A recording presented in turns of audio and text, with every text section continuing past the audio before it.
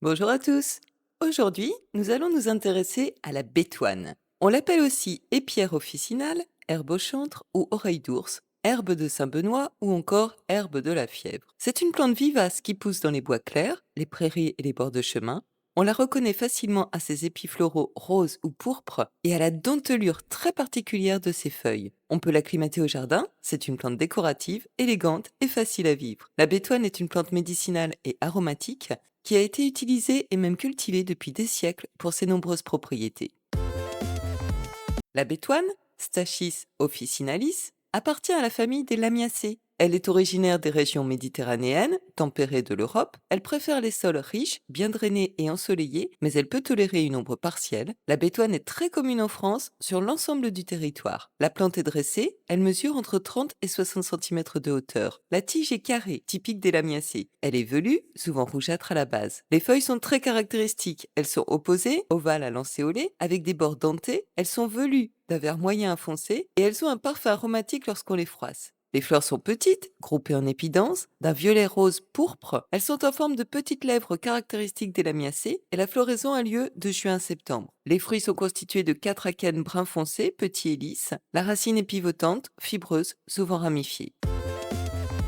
Dans l'Antiquité, les Grecs et les Romains utilisaient la bétoine pour traiter divers maux allant des affections respiratoires aux douleurs intestinales. Dans le traité De Herba Vetonica, Antonius Musa, médecin grec de l'empereur Auguste, déclare que la bétoine guérit 47 maladies. Au Moyen Âge, la bétoine était réputée pour calmer la gorge et apaiser les voix des chanteurs, d'où son surnom d'herbe au chantre, et la bétoine était aussi utilisée comme une protection contre la peste. Dans Medicina Britannica, un ouvrage écrit en 1666 par un médecin anglais, il est dit que la décoction de bétoine dans du lait guérit tous les maux de tête en 4 à 6 semaines. Les herboristes l'utilisaient donc contre les troubles nerveux, pour soigner les blessures et pour ses vertus calmantes et digestives. Par ailleurs, les feuilles de bétoine servaient de substitut de tabac à fumer ou à priser. On l'appelait le tabac des gardes, et la bétoine a d'ailleurs la réputation d'être la meilleure herbe à fumer. Le thé de bétoine était une panacée reconnue et largement utilisée dans la pharmacopée familiale populaire. Les anciens considéraient la bétoine comme une plante tonique générale, stimulante, apéritive, expectorante et vulnéraire. Elle avait aussi la capacité, en usage externe, de guérir les plaies purulentes et les ulcères variqueux.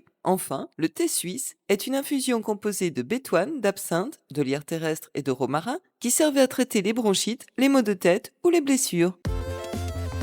La bétoine est surtout connue pour ses propriétés médicinales. La bétoine est un tonique général, on l'utilise pour revitaliser l'organisme, surtout après une période de convalescence. Elle peut également être bénéfique pour les personnes fatiguées ou épuisées, elle soutient le système nerveux central. La bétoine a des propriétés circulatoires vasculaires, elle a une action veineuse, lymphatique et artérielle, elle peut être indiquée pour les troubles cognitifs en association avec le romarin et le ginkgo. La bétoine a des propriétés calmantes et relaxantes sur le système nerveux, elle est donc utilisée pour traiter les troubles du sommeil, l'anxiété et la nervosité, elle aide à détendre les muscles, à calmer les tensions et favorise le sommeil. La bétoine a des propriétés anti-inflammatoires et analgésiques. Elle est utilisée pour soulager les douleurs musculaires, les maux de tête et les douleurs articulaires. Elle est souvent utilisée en cas de rhumatisme ou d'arthrite. Elle peut également être utilisée contre les inflammations des voies respiratoires. La bétoine a des propriétés digestives. Elle est utilisée pour stimuler la digestion. Elle aide à apaiser les troubles digestifs comme les ballonnements, les douleurs abdominales et les flatulences. La bétoine a des propriétés antispasmodique. Elle est particulièrement efficace contre les crampes musculaires et les spasmes intestinaux. Elle peut être utilisée pour soulager les douleurs menstruelles aussi. La bétoine a des propriétés antiseptiques. Elle est utilisée pour traiter les infections de la peau et des muqueuses. La bétoine a des propriétés expectorantes. Elle aide à dégager les voies respiratoires en soulageant la toux et les affections respiratoires comme la bronchite, le rhume et même l'asthme. Enfin, la bétoine a des propriétés diurétiques. Elle peut aider à traiter les infections des voies urinaires. Les feuilles séchées et réduites en poudre de la bétoine ont un effet sternutatoire, elles font donc éternuer et elles aident ainsi à dégager les bronches.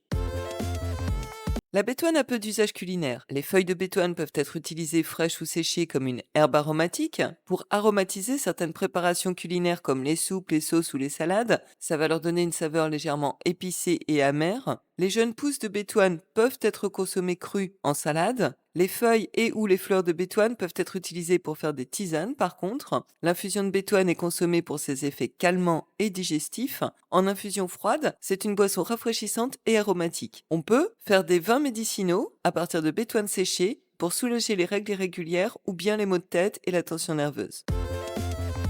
Alors, on récolte les feuilles et les fleurs de bétoine en été, au début de la floraison. On n'utilise pas la tige. On fera ensuite sécher donc les feuilles et les fleurs à l'ombre dans un endroit frais, sec, bien ventilé et à l'abri des rayons directs du soleil et de l'humidité. La racine de bétoine n'est plus utilisée de nos jours parce qu'elle peut provoquer vomissements et des troubles nerveux. En infusion, on utilisera donc une cuillère à café de bétoine séchée feuilles fleurs par tasse d'eau bouillante qu'on laissera infuser environ 10 minutes avant de filtrer et de laisser tiédir. La bétoine est une plante mellifère dont les fleurs attirent énormément les abeilles. Cultivée au jardin, en plus de l'illuminer par sa beauté naturelle, la bétoine est censée former un bouclier invisible contre les forces du mal et protège la maison en empêchant les esprits malveillants d'y entrer. En teinture naturelle, la bétoine permet de teindre la laine en brun. En cosmétique, la bétoine est utilisée pour ses propriétés antiseptiques, adoucissantes, régénérantes et astringentes. La bétoine est vénérée depuis l'Antiquité pour ses pouvoirs protecteurs et purificateurs. Elle était considérée comme une plante sacrée aux vertus magiques. Elle est réputée pour éloigner les énergies négatives et protéger l'âme et le corps de ceux qui la portent. Placer de la bétoine sous son oreiller protégerait le dormeur des cauchemars ainsi que des esprits malfaisants et autres démons nocturnes. Bref, la bétoine est une plante esthétique et raffinée, avec ses feuilles finement et régulièrement ciselées, et ses coloris rose magenta qui la distinguent. Elle a le charme discret de la simplicité. La bétoine a une histoire fascinante. Elle a eu le statut de remède quasi universel pendant des siècles, et puis on l'a délaissée et presque oubliée, alors même que la bétoine peut être une précieuse alliée de la santé naturelle de par ses vertus médicinales. La bétoine est une plante aussi utile que ravissante. À bientôt!